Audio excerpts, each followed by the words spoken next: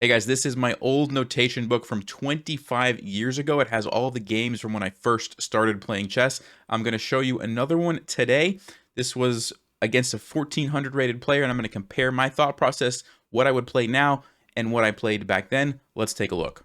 All right, so here we go. I was black in this game, and I played e5 this time. So if you remember the last game we looked at, I played knight to f6, and this time I played e5. So one of the things I remember growing up, I didn't know a lot of openings. I kind of just experimented and played lots of different things. So you're seeing that here. All right, knight to f3, knight to f6. Okay, so yeah, today I would play knight c6. This is what I've studied some theory in. I know more lines there. But back then I didn't really know much. This was just seemed like a counterattack, and so that's what I played. It is a very viable opening called the Petrovs. The point is that after white captures, which is what they played, usually you play d6, chase the knight away, and then you capture the pawn back. I played queen to e7, which is not a terrible move. It is, lining up on the king, and there are some traps that actually white has to be careful of. For example, if I would have taken here with the knight and they do some random move like, I don't know, bishop here, you've got knight to c3 check, and you're winning the queen. So there is a little trap there. But in the game, I played queen takes e4 check, which is fine. Both of these captures are fine. All right, let's keep going. So bishop e2, and I played d5 in the game, which is actually what I would play now. This is perfect. Like, I want to get a pawn in the center. I want to develop my pieces. Totally fine. Castles was played. So today, I'm going to be paying attention to this, and I don't want to let the rook get over there and cause problems with my king and queen. So probably a move like bishop e7, just getting a piece in between the king, or bishop e6. Both of these moves look pretty good. Maybe even moving the queen, just moving it to a safe place would also make sense. Queen g6 maybe. Let's see what I played. I played queen g6. Okay, great. So that's good. I don't know if I was thinking about this or if I was thinking about maybe like doing bishop h3. I feel like that's something that I probably would do, but let's see here. So d4 was played, and yeah, I did play bishop h3. So I don't think it's a good move. Let me look for a second here. The idea is nice. I'm going for checkmate, but there's knight to h4, which kind of causes a problem for me. I have to move my queen. Can't go here or here because of the bishops, which means I can't keep the pin on the pawn, which means I'm going to lose my bishop. Now, I could go to e4 and then capture the knight. The problem is white could probably just play rook to e1, and I think I'm in some trouble with the king and the queen lined up, right? I don't want to have to go back there. So yeah, I don't think I would play this now. Probably bishop e7, bishop d6, getting ready to castle. Maybe knight c6 also. These would be the moves I would play now, but not bishop h3 because of the tactic here, knight to h4. Let's see if that's what my opponent played. They did play knight to h4. Yep, and now I'm already in trouble. I think I have to play queen e4 to try to, when they capture my bishop, try to take their knight. But I don't really know what's happening here. It's not looking good. It's not looking good. Yeah. So, yeah, it's already losing position. But I guess queen e4. So that's what I played. My opponent played bishop to b5 check. Interesting move. It kind of makes some sense because they want to play rook to e1 and pin the queen. The issue with this move is it looks like I can play c6, and after rook to e1, it looks like I can get... Well, I was going to say I can get a rook and a bishop for the queen, but then my bishop is hanging at the end of that. So maybe king to d8 is a move. Just getting out of the pin. Yeah, that's probably the move. King to d8. So that's what I would play now. Just because I want to get away from the pin. Let's see if I played it back then. I did not. I played c6. Okay, so yeah, I just didn't see this idea, I guess, of sliding the king over to avoid the pin. Okay, so c6 was played. Sure enough, my opponent plays rook e1. Well, at this point, what do I do? Yeah, normally I would want to take this and get the two pieces for the queen, the rook and the bishop for the queen. But then my bishop gets captured, which I don't love. So normally, if you're going to be behind material, you want to keep as many pieces on the board as possible. So I would probably just bring my bishop back, accept this, and just go on with the game. Down a rook for a queen. That's probably what I would do. Bishop e6. Let's see what I played in the game. Yeah, I took this. Yeah, I just didn't realize that my bishop was going to get captured at the end of this. The rook takes e4, captured back, and there you go. I lost my bishop. All right.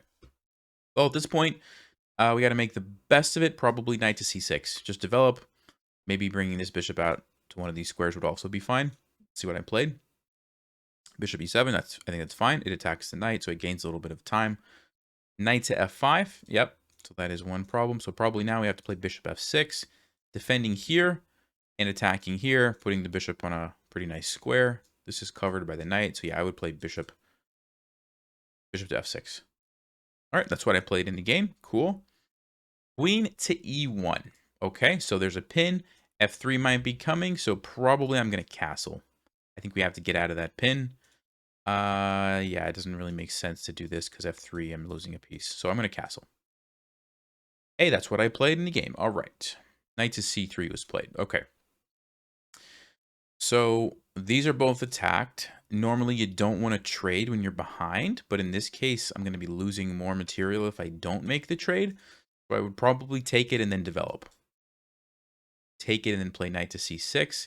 Try to get my rooks involved and make the best of a bad situation. So knight takes c3. Let's see what I played in the game. I did play that. All right, cool. So knight takes c3. Captures. And like I mentioned, probably knight to c6. I like knight c6 better than knight d7 because it's defended. Doesn't really have anywhere to go immediately, but the main priority here is getting my rooks into the game, right? So I want this guy to be able to come over and support this, and so I need to get that knight off. Yeah, probably knight c6 is what I'm playing. Let's see what I played in the game. I did play knight c6, so I'm not playing too bad, but those little mistakes, really come back to hurt you, right? Losing the rook for the queen. That's a big mistake. I shouldn't say little mistake. It's a big mistake. All right, queen to e2 was played. Okay, so white's attacking here. I'm going to maybe play a6 to defend. I'm also going to consider this move. What happens if I sacrifice this? I can come down with a check. Do I have a good follow-up? Bring this rook over. Not really. I just don't really have enough happening. And this pin here doesn't actually do anything because bishop to b2 defends the rook. But yeah, I think I'm going to play a6 just to defend my pawn. See what I played. Played b4. Okay, so I guess that's another way to do it. I don't like this as much because it looks like takes, and then bishop a3. I don't really like that. Although if they do capture, then maybe it does open up to d4. So it's kind of a tricky move, but I think a6 is what I would do. When you're behind, a lot of times you want to kind of try to keep the position closed off. It limits what the queen can do, and so I think a6 does a better job of that, but b4 is not terrible. All right, let's see what happened. Bishop to b2. Okay, what would I do now?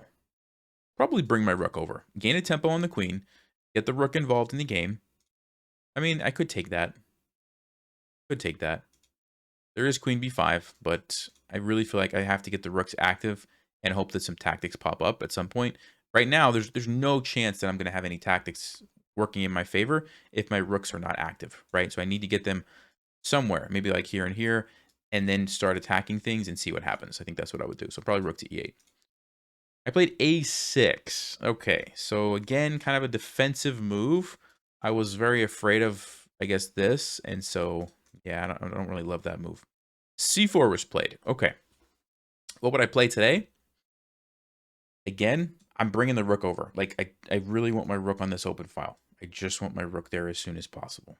Because if white plays this, I can't go there anymore, right? Because then white would just simply take, and I get checkmated. And I lose the opportunity. So I'm going to play this right away. And then we'll deal with whatever's happening here after that.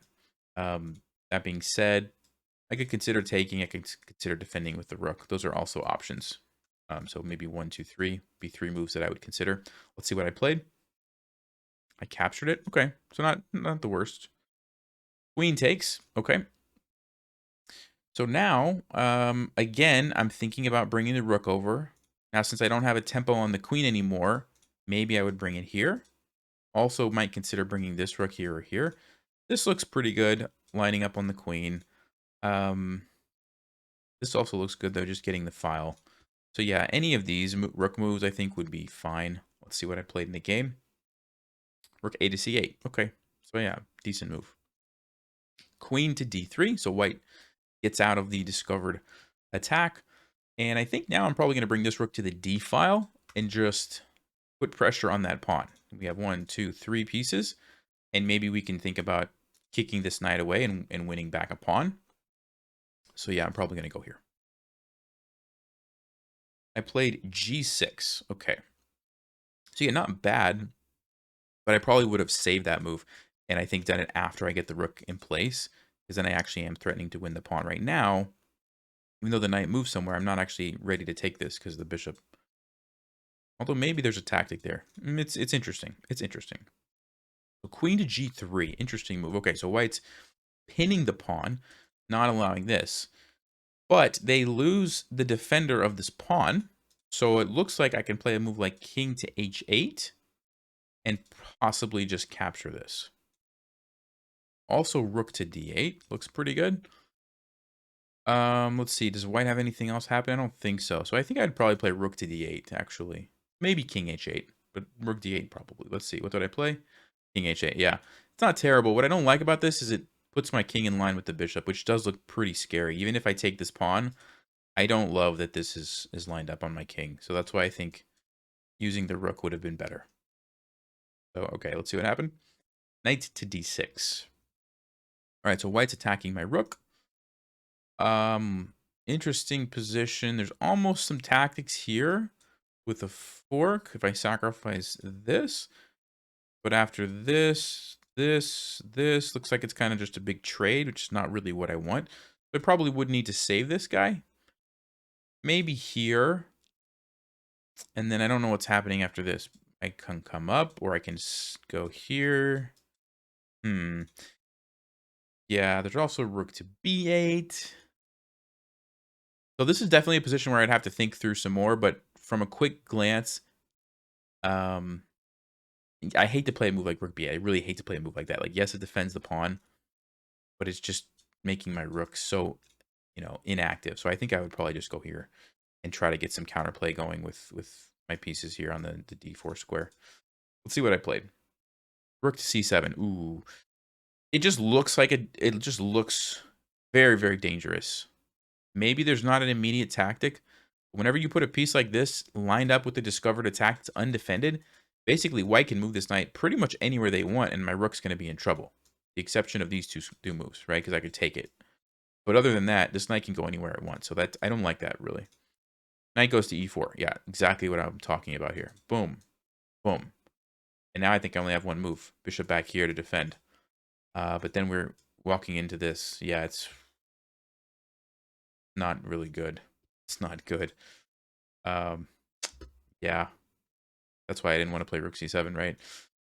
I guess you got to go bishop d8, and then there's a check, and you're losing a piece. I don't really see any other moves than that. That's what I did. I played bishop d8. I can see this game not ending well. d5 check. Yep. At this point, I'm just in trouble. Probably have to play f6. I played king g8. That looks like knight f6 might be really dangerous if the queen comes in and I get checkmated. Maybe not. Either way, white's doing very well. Let's see what they played. Yeah, they just captured this, which is I think is fine. All right. I'm gonna take this with the rook. Hope for the best. All right, captured with the rook. Queen to f3. Probably would play f5 just to. Whenever you have a weakness like this on a particular square, so notice how I only have it defended 2 times, but it's being attacked 1, 2, 3 times. One of the ways you can deal with that is by pushing your f pawn forward, because it allows the rook, which is not currently defending that square, allows the rook to get involved. At the same time, it shuts down the queen. And so we go from only having 2 and it being attacked 3 times to after I play f5, I have it defended 1, 2, 3 times, and it's only attacked 2 times, if that makes sense. So I think I would play f5. Also gains a tempo on the knight. It does weaken this. So actually, I have to be really careful now that I say that. Maybe I can't play f5 as much as I would like to, because queen b3 check, actually. You see the danger of the bishop and the queen. Yeah, I can't play it. They have to go rook f7. Maybe I can, because there's no knight g5 because the bishop, and there's no... Still, it looks super risky. If this comes over, I don't know. If I could play f5, which I'm not sure if I can tactically, I'd have to analyze that more. Maybe that, or maybe rook to e8, trying to get this rook involved. I mean, this rook has been sitting here like all game, and I haven't used it, so Still, maybe this. It's not a great position, though. It's losing, so there's not a lot of really good options. Let's see what I played. I played f6.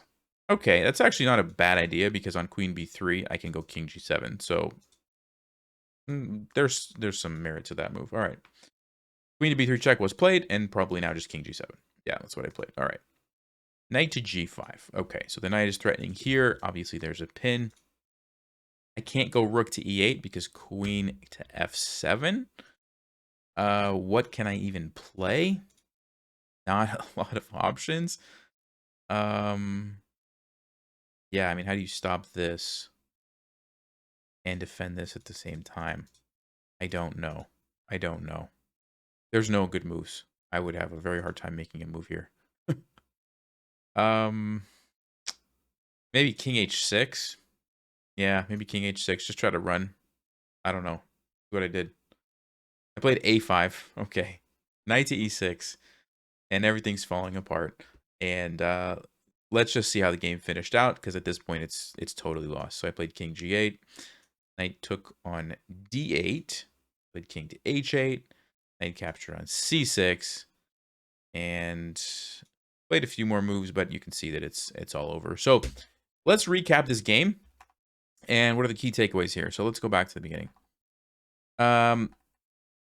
You know, playing openings that you don't really understand was one, which to my defense, I didn't know any openings, so I had to play something.